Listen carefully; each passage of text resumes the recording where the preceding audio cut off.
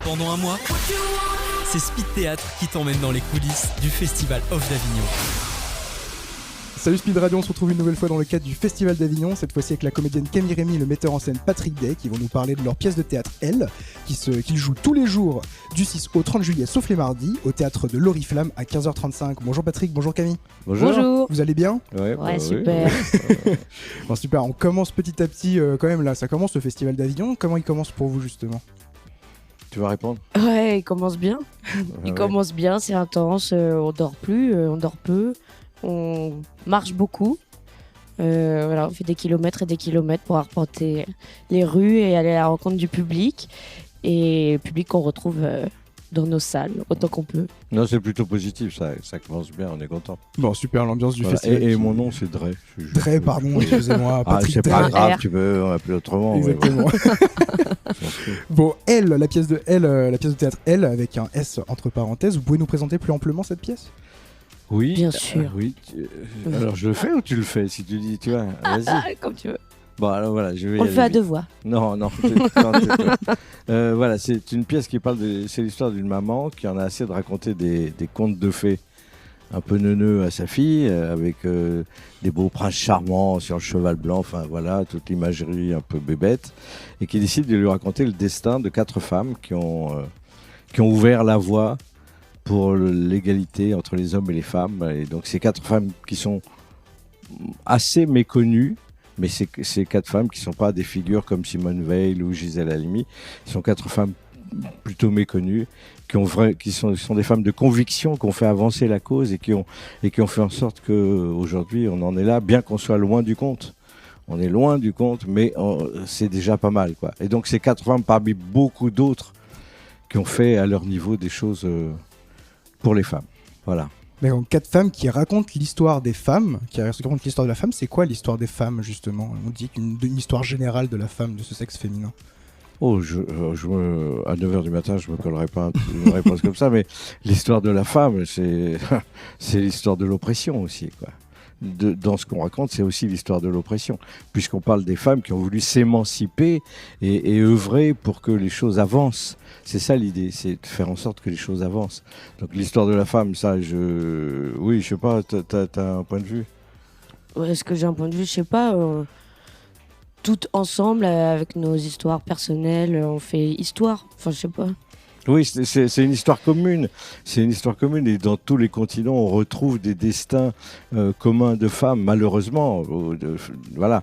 Mais là, on a voulu spécifiquement raconter l'histoire de 4 femmes qui est, à partir de 1920, qui ont vraiment ouvert la voie à quelque chose de possible.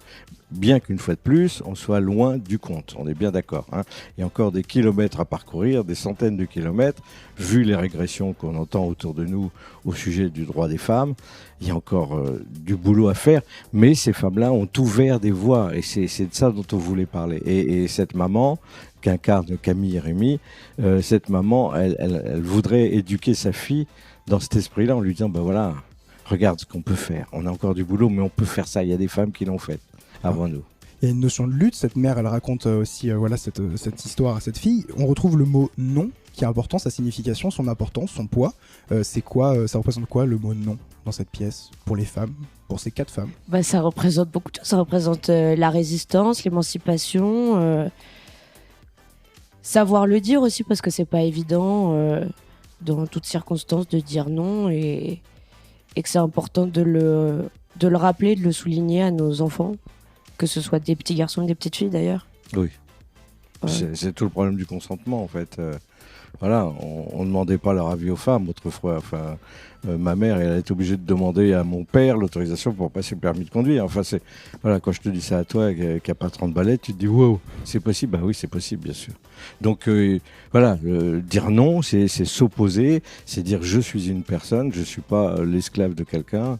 Voilà, c'est important de dire non, je crois. Mais pour les hommes comme pour les femmes, hein, bien sûr. C'est important de savoir dire non. Alors, il y a aussi de la musique qui accompagne votre pièce. Ça a un rôle particulier dans cette pièce. Est-ce que c'est un autre langage ? Ça permet de raconter, de supporter votre message ou d'accompagner seulement votre propos ? Quel est le rôle de la musique ? Ah bah, on a un grand compositeur, puisque le compositeur de la pièce, c'est Patrick Drey, ici présent. Moi, j'étais musicien avant d'être comédien, et donc je continue à être musicien, et je prétends que la musique sait les choses. Je pense que la musique sait les choses, la musique anticipe les choses. Comme dans un film, la musique de cinéma, elle sait les choses à l'avance. Et j'ai voulu qu'au théâtre, la musique aussi dise les choses d'une autre façon que ce que disait la comédienne. Voilà, mais en fait la musique intervient dans les 5 dernières minutes. Voilà, mais on pourrait parler du rôle de la musique au cinéma et au théâtre, mais je pense que ça va pas être passionnant pour tout le monde. Mais... Oh bah, je ne sais pas. Mais je sais pas. Alors, quand même, c'est un sujet lourd, pesant, avec un message très fort. Comment, par la mise en scène, pourquoi avoir choisi de raconter ça à un enfant, justement? C'est quoi cette figure de l'enfant? Pourquoi le conte raconter ça? Et ben parce qu'on parle beaucoup de transmission et du fait qu'on est tous et toutes responsables aussi et que c'est important d'éduquer nos enfants, de leur en parler. Et c'est pour ça que le rôle de cette petite fille elle est primordial. Parce que c'est vraiment ça aussi le sujet de la pièce. C'est pas que la lutte et le combat qu'il faut qu'on continue à mener. C'est aussi ce combat qu'il faut qu'on transmette et qu'on apprenne à toutes et tous à en parler, à s'éduquer, à continuer de réfléchir aussi. Nous-mêmes, je crois qu'on est en réflexion constante sur ce qui se passe, sur comment est-ce qu'on vit les choses, comment est-ce qu'on peut les améliorer. Et voilà, c'est un travail à faire ensemble et avec les plus jeunes qui vont transmettre ensuite aux autres. Et c'est comme ça que peut-être, on espère, les mentalités vont évoluer et la situation en elle-même. Alors, la période du théâtre a connu un gros moment de silence avec le Covid. Votre pièce se joue à Avignon, dans un contexte particulier aussi où les femmes, comme vous l'avez dit, commencent à avoir de plus en plus de droits. Il y a des manifestations, des associations qui se montent. Est-ce que vous, dans votre jeu, ou dans votre écriture, dans votre manière de mettre en scène cette pièce, ça évolue au cours des temps, en fonction de ce qui se passe dans la société? C'est une pièce qui est constamment en évolution, ou qui pourrait l'être? Moi, je pense qu'elle pourrait l'être.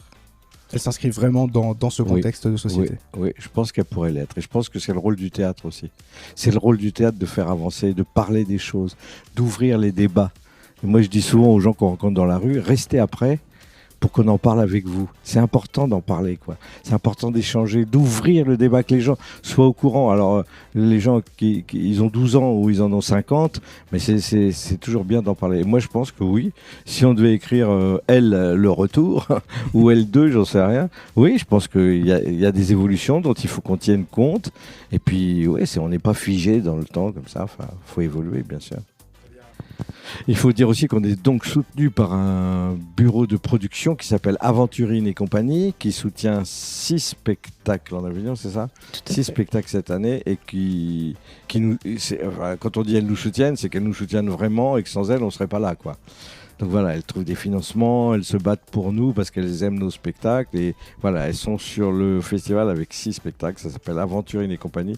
Et c'est des filles absolument étonnantes et pleines d'énergie, sans qui on ne serait pas là. Très bien, alors Patrick Drey, vous présentez un énième spectacle à l'Oriflamme à 14h50 jusqu'au 30 juillet également, sauf les mardis, qui s'appelle Mais je suis un ours. Vous pouvez nous en parler un petit peu? Oui, alors ça c'est juste en apéritif de Elle, en fait, c'est juste avant. C'est Frank Tashlin est l'auteur de Laurel et Hardy, Jerry Lewis, Tom et Jerry, et il a écrit un conte, voilà, qui s'appelle Mais je suis un ours, qui parle d'un ours qu'on met au travail. Quand il est sorti de sa caverne, on a construit une usine au-dessus de sa caverne, et puis il se retrouve comme un imbécile, il n'y a plus de forêt, et on lui dit « Maintenant, tu n'es pas un ours, tu vas aller bosser en usine. » Ben, il dit « Non, les gars, il y a quelque chose que vous n'avez pas compris, je suis un ours. » Non, t'es pas un ours, t'es juste un imbécile qui est pas très bien rasé, donc tu dégages, tu vas bosser. Voilà, c'est un très, très joli conte, c'est clownesque, et c'est en apéritif de Elle. Voilà, c'est une pastille qui dure 35 minutes. 35 minutes, alors c'est quand même un message tout de même fort, on le devine tout de même à travers Je suis un ours, mais je suis un ours. Est-ce qu'on reste dans cette continuité, alors clownesque, mais on reste dans cette continuité d'un message, de porter un message? C'est important pour vous que c'est une signification de votre théâtre? Bah oui, je crois que c'est bien de faire du théâtre qui veut dire quelque chose, quoi. Je sais pas, j'adore rejouer Fédo, et je pense qu'un jour on en fera, mais j'aime bien dire des choses. Et puis là, quand on tombe sur des textes magnifiques comme celui de Frank Tashlin, bah voilà, bah ça parle du consentement. On vient de parler du non, bah voilà, ça parle du consentement. On lui dit t'es un homme, il dit non, je suis un ours. Ah non, pas du tout, t'es pas un ours, t'es un homme, dégage. Donc c'est bien l'histoire du consentement, mais c'est clownesque. Alors on a l'air de gens très sérieux, Camille et moi, enfin plus moi que Camille n'a pas l'air très sérieux. mais non, c'est gay, mais elle c'est un spectacle généreux, c'est un spectacle qui parle d'amour. C'est ça aussi, on n'est pas que des espèces de militants forcenés, on parle des choses qui nous interpellent, comme tout le monde. Est-ce que vous avez des réseaux sociaux où on peut vous retrouver ou en savoir davantage? Alors tout à fait, on a un site internet, c'est www.latroupedesobsurdistes.com où vous pourrez retrouver toute notre actualité. Et on est sur Instagram, c'est Les Absurdistes. Et on a aussi une page Facebook. Patrick, tu veux dire? La page Facebook, je ne sais rien. C'est La Troupe des Absurdistes. Ah oui, voilà. Parce que nous sommes la troupe des absurdistes. Voilà. D'accord, oui, bah oui. Voilà. Évidemment. Alors les pièces Elle et Mais je suis un ours, est-ce que vous avez une phrase chacun pour nous donner envie de voir ces pièces? Elle, je pense que c'est une pièce nécessaire parce qu'on y apprend des choses, on découvre des destins très forts et que ça donne espoir, ça donne envie, ça donne espoir dans un avenir meilleur pour toutes et tous. Donc moi je pense que et à la fin il y a du gâteau aussi. Donc ça c'est l'argument massif. Ça c'est quand même bien aussi. On part plein d'espoir avec une hargne de vivre ensemble et avec une part de gâteau à la cannelle. Donc ça c'est franchement super. Oui. Qu'elle fait sur place. Ah d'accord. Oui, je cuisine. Pendant toute la pièce elle cuisine et elle fabrique un gâteau. D'accord. Après, on aime, on n'aime pas. Mais non, je blague, il est très bon. Mais elle l'offre aux spectateurs après. Très bien. Alors vous, Patrick, une phrase? Pour l'ours, je pense qu'on est tous des ours. On est tous des ours. Voilà, avec nous aussi, on mange à la fin. Je ne vais pas vous dire quoi, parce que c'est une surprise. Mais nous aussi, en fait, on fait des spectacles. C'est vraiment des spectacles miroirs. Astronomiques. Voilà. Merci beaucoup, Camille Rémy et Patrick Drey, d'être venus sur Speed Radio. Je rappelle, vous jouez donc votre pièce Elle au Théâtre de l'Oriflamme tous les jours du 6 au 30 juillet, sauf les mardis à 15h35. Et Mais je suis un ours, tous les jours du 7 au 30 juillet, également sauf les mardis à 14h50. Merci beaucoup. Merci à vous, merci, c'était sympa. Du mix et du théâtre, c'est Speed Radio. Découvrez toutes les émissions et podcasts sur le www.speed-radio.com.